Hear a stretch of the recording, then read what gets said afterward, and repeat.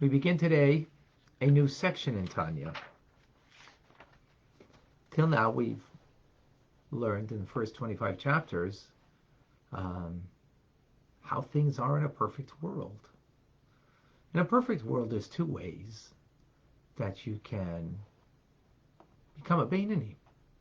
You can become someone who has mastery over their behavior, over thought, speech, and action, garments of the soul.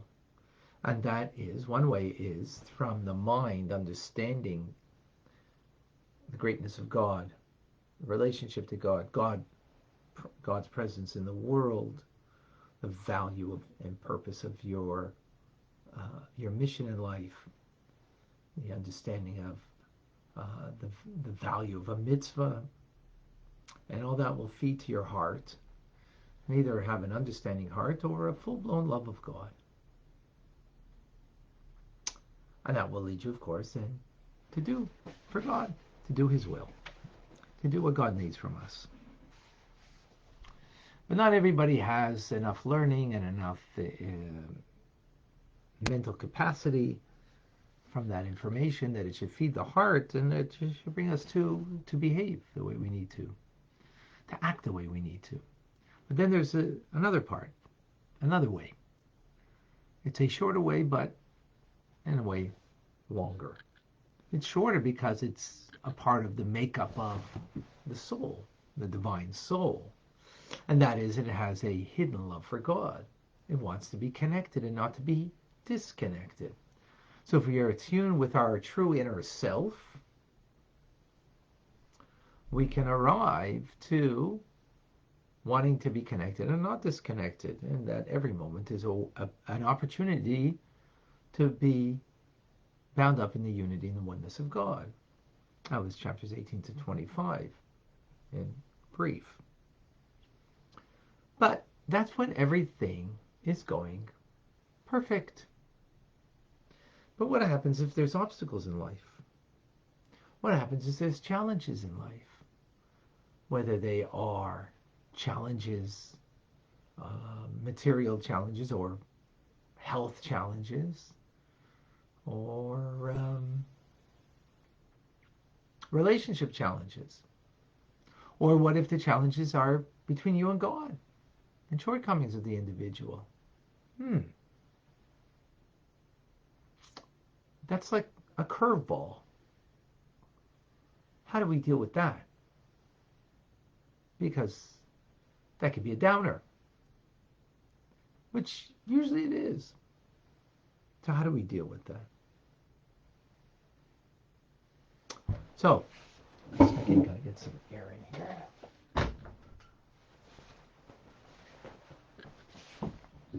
You know, beautiful weather here. It's like 0 degrees or 32 degrees Fahrenheit. Beautiful. Or maybe it's even up to 3 degrees, I think. So we begin chapter 26, and chapter 26 will take us through chapters 34. And the principal idea here is, how do we maintain joy, happiness? I don't know, happiness, well, we'll get there. Okay, this is a cardinal principle. Just as it is in the physical world, so it is in the spiritual world. And that is, if there's a wrestling match between two opponents, one might even be stronger than the other, but if that stronger one is a little sluggish that day, kind of lazy, then the weaker one will probably win. I mean, has a greater chance. At least for the sake of the metaphor, the weaker one's going to win. So likewise it is in life itself. If we're lazy and sluggish, if we allow our evil inclination that ultimately is weaker than our divine soul, but if we allow ourselves to be sluggish, if we and to be lazy, to not engage in avodah, in serving, not to engage in in the struggle because we're lazy, then what's going to happen?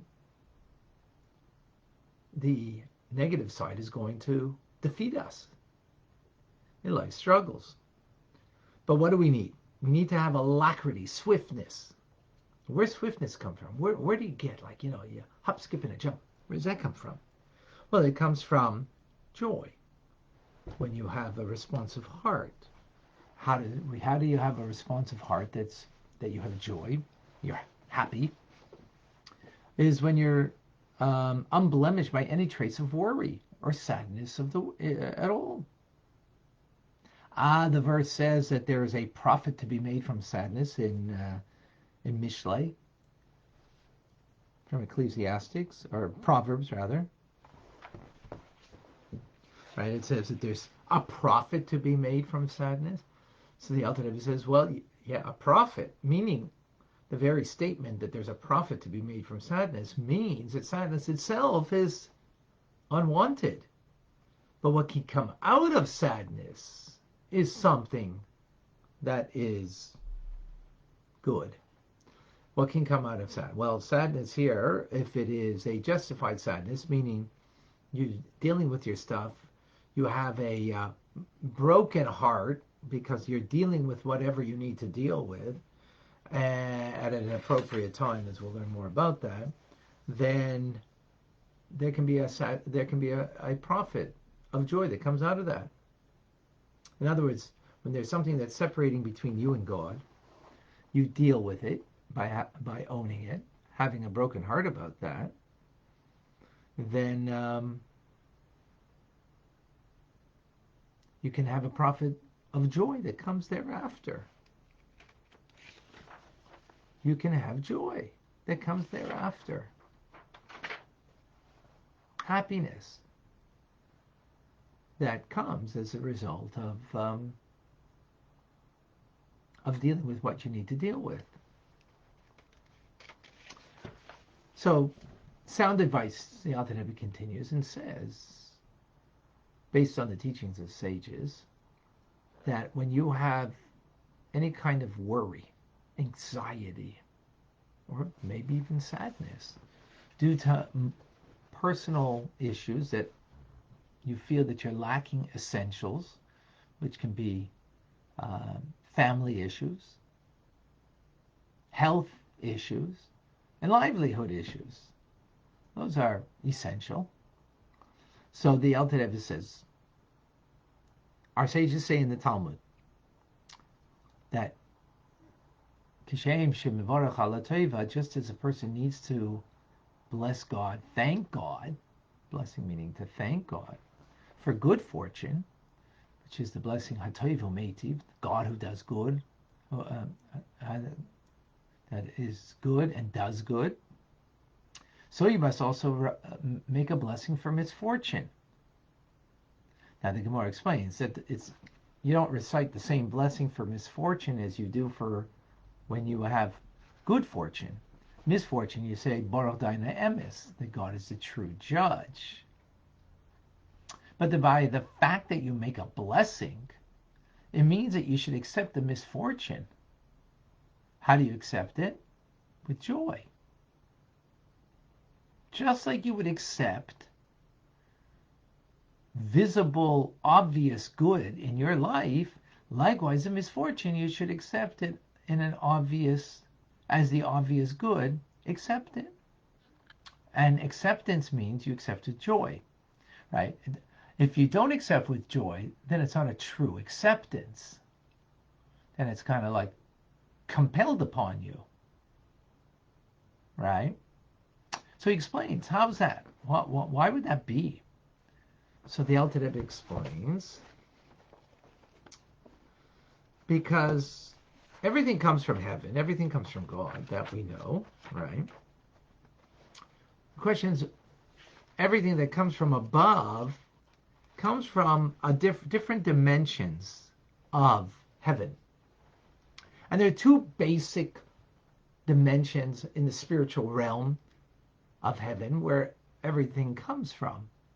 And that is the hidden world called Alma Discasia, and a revealed world, Alma Disgalia. So all revealed goodness comes from the lower worlds, called the revealed worlds. And therefore, the way it expresses itself down here is revealed goodness to us.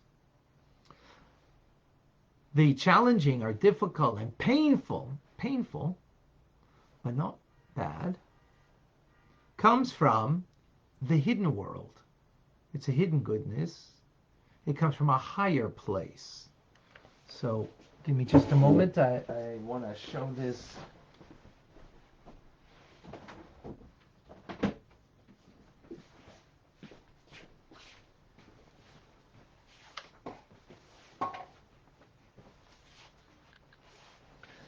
Okay, 1 second.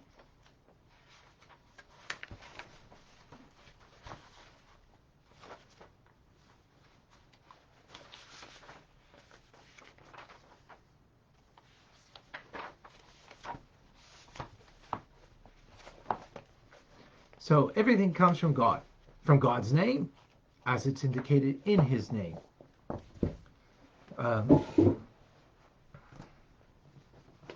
Here's God's name. The way it's read is inside here. I'm just covering it up for the sake of clarity. 4 letters, Yud and a Hey and Vav and a Hey. The revealed worlds in God's name represent Vav and a Hey. The hidden worlds represent the Yud and the Hey. I'm not going to go and explain why that is. But, you know, the understanding of that, there is an understanding. But for now, let's just accept it. Everything comes from God. God's name, Tetragrammaton, Shem Havaya, right? So the hidden worlds come from a higher place, actually, because it's the first letters. And actually, God's name can be pronounced, or which we don't, just with those 2 letters, right? The latter 2, you can't. There's no name in the Vav and a Hey itself. So revealed good comes from a lower place in God's name, the hidden world, and therefore hidden goodness of God, meaning that it is so powerful that it comes down and we experience it in pain, in suffering. But when we understand this, so as the verse says in Tehillim, happy is the individual whom you, God, spelled God there spelled with a Yud and a Hey, chastise. God chastises or brings something that is painful to an experience, that they experience, and a person should be happy because it's coming from God. And therefore it's meant for you, right? It is totally meant for you. And therefore, one is happy. One, it could be. Now, when a person is indeed happy, so it continues and says in the prophets that those who love God in such a manner, going through the challenges and the pain and the suffering, and they are happy in that, right? Then the sun will come out for them in great might. In the times of Mashiach, there will be revealed goodness to them in a greater manner. Because they will be worthy to a great light of Hashem. So that's dealing with difficulties that stem from mundane, personal things in one's life that are not of a spiritual nature. But what if the sadness or the anxiety or the difficulty that you're experiencing is coming because of heavenly matters? In other words, you don't feel that you're good enough, or you've done something wrong and you feel down because of it. You feel depressed, maybe. So the Alter Rebbe says that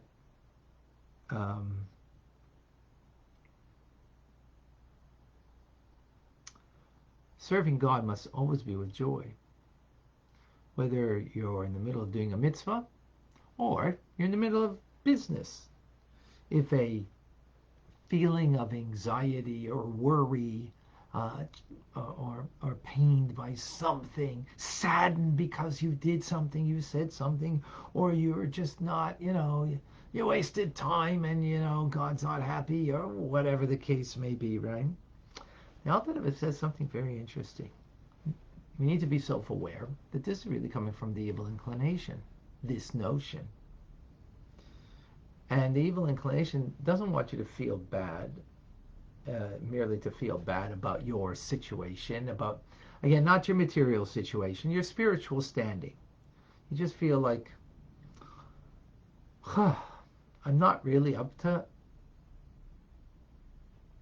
I'm not cutting it. I'm not really up to what I should be. And it's saddening. So you might think, well, that's a good sign. At least, I feel bad about it. No, that's a trick of the Yetzer Hara, of the evil inclination. Because a person cannot feel bad about themselves. They ultimately have to feel good about themselves. So what's going to happen to this person who's feeling really down and out, feeling kind of like, ugh, ugh. So human nature is that we need to be pleased with ourselves. We cannot live with being displeased with ourselves. So then we're going to have to find a way to make us feel better. So what we're going to do? We're going to go to the kitchen, going into the fridge to find some comfort food. Or we're going to sit and watch a sitcom. Or we're just going to, go down a slippery slope because I just want to make myself feel good, right? I don't want to feel down. I don't want to have a downer. I don't want to have this anxiety. I don't want to have this worry. I don't want to have this feeling of, just like, I'm not cutting it. I'm not really what I where I should be. Where I'm not praying well. I'm not learning well. I'm not doing kindness in a good way. I'm being charitable, and you just feel like So that's all that notion.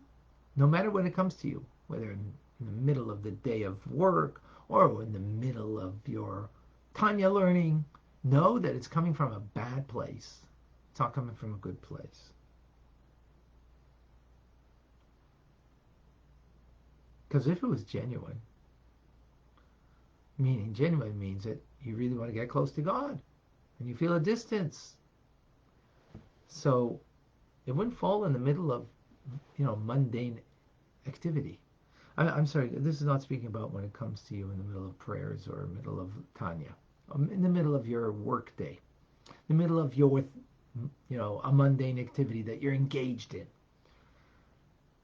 So know that that's not coming from a good place because, like, we're in the middle of a mundane activity where, with, ownership for your life come to you just like that. It's not. So the Alter Rebbe says like this: if you want to make it genuine, and there are shortcomings that you need to deal with, set aside a proper time to think it through. Give you the opportune time to, in a calm, reflective manner, to think about the wrong that you did. Whether it's a particular one or a general one, first thing is think about who you wronged. Now, obviously, it's a human being. You have to speak to that human being. But aside from that, who do you ultimately wrong when you do something wrong? God Almighty, right? Think about that. And then have genuine ownership over what your lack is. Deal with it. Deal with it in a contrite heart.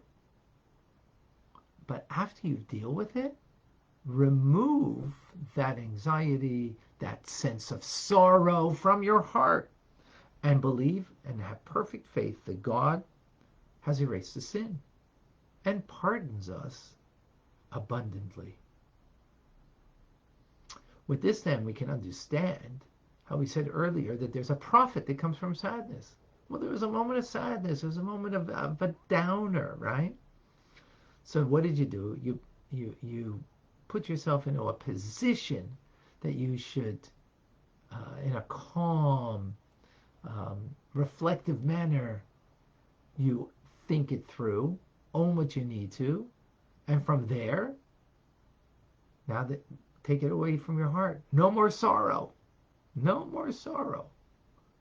And now you could have complete joy. This is joy that comes, as we explained earlier, that comes from out of sadness, out of the challenge, out of the difficulty, out of the anxiety, out of the feeling of, ugh, I'm, not where I should be. That's the whole chapter in brief. There's a lot here. Let's take it apart. A lot here.